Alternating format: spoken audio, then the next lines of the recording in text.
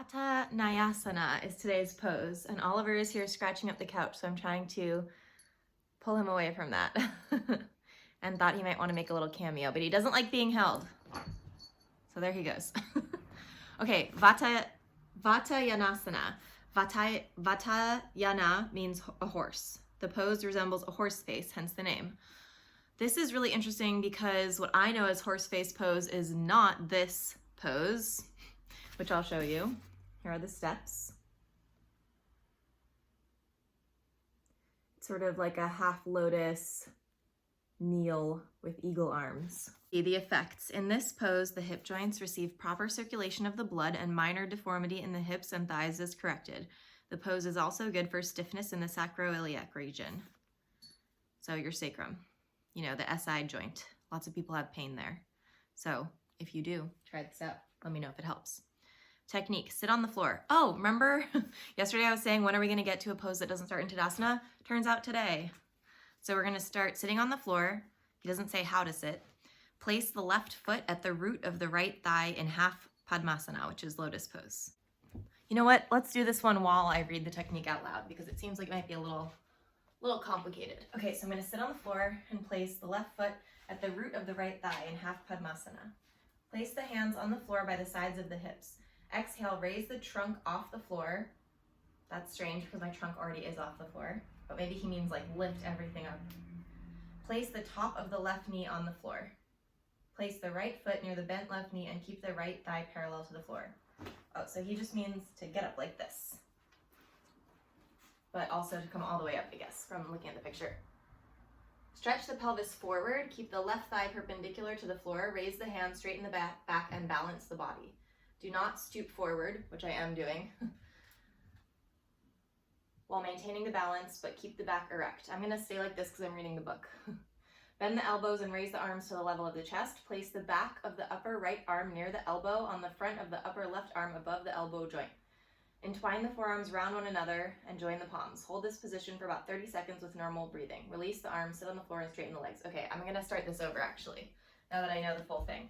So basically you do half lotus, come up into kneeling position for 30 seconds with eagle arms. And let's see, place the back of the upper right arm near the elbow. So right arm is gonna go over and left arm is gonna go under. So left leg is bent, left arm is gonna go under like this.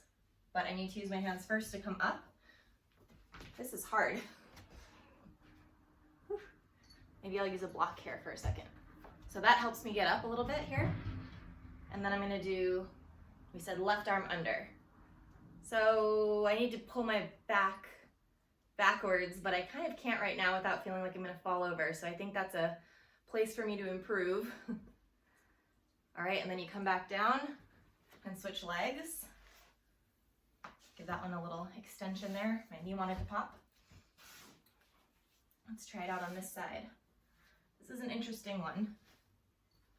Okay, for me, this is a little bit easier. Right arm under this time, eagle arms. All right, this is intense. It's an intense stretch for your shoulders and your hips. You're balancing here. You're trying to reach your shoulders kind of back. And then I'll come back down. And then let's see what he says, because there was a whole other looking like full eagle pose here.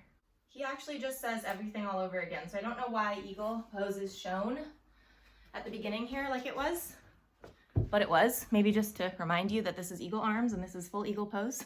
He did say to straighten the legs in between sides like I did, just naturally, so that makes sense. And this is 11 stars out of 60 in difficulty level. Let me know what you think. This is something you shouldn't try unless you can do your half lotus.